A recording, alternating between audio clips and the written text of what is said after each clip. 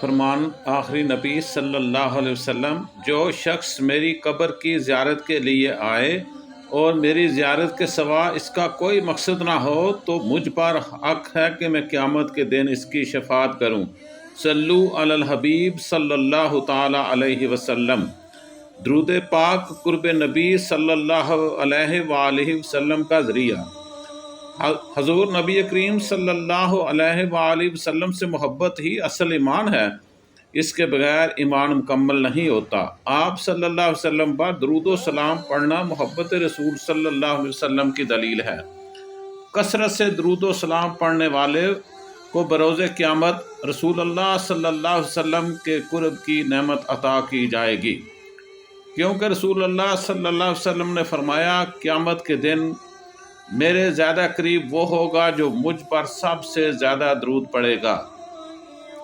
اللہم صلی علی سیدنا و مولانا محمد وعلی آل سیدنا و مولانا محمد وبارک وسلم وصلو علیہ۔ نبی کریم صلی اللہ علیہ وسلم پر درود پاک پڑھنے سے اللہ تعالیٰ کی رحمتوں کا نزول ہوتا ہے، جیسا کہ رسول اللہ صلی اللہ علیہ وسلم نے فرمایا، جس نے مجھ پر ایک مرتبہ درود پڑھا، اللہ تبارک و تعالیٰ اس پر 10 مرتبہ رحمت نازل فرمائے گا۔ درود پاک کی برکت سے اللہ تعالیٰ گناہوں کی آلودگی سے ہم سے دور کر کے ہمیں پاک فرما دیتا ہے، جیسا کہ اس بارے میں نبی پاک صلی اللہ تعالی علیہ وآلہ وسلم، جو اللہ کے آخری نبی ہیں، نے فرمایا، جو رحمت للعالمین ہیں، نے فرمایا کہ مجھ پر درود بھیجا کرو، کیونکہ مجھ پر درود بھیجنا تمہارے لیے پاکیزگی کا باعث ہے۔ دیکھیں درود پاک پڑھنے سے آدمی کس طرح پاک ہو جاتا ہے، تو نبی پاک صلی اللہ علیہ وسلم نے اس کا حل بتایا کہ آپ صرف اور صرف درود پاک بھیجیں تو آپ کے جسم پاکیزہ ہو جائے گا۔ جب ہم ہر وقت رسول اللہ صلی اللہ علیہ وسلم کی بارگاہ میں درود و سلام پیش کریں گے تو یقیناً یہ درود پاک ہمیں دنیا کے غموں سے نجات دلائے گا، ہمارے گناہوں کی بخشش کا ذریعہ بھی بن جائے گا۔ اس کے ساتھ ساتھ نبی پاک صلی اللہ تعالی علیہ وآلہ وسلم کی بارگاہ میں درود و سلام بھیج کر اللہ سے مانگا جائے، جو بھی مانگا جائے گا، جو بھی مراد مانگی جائے گی، وہ ہر مراد کو پورا فرمائے گا۔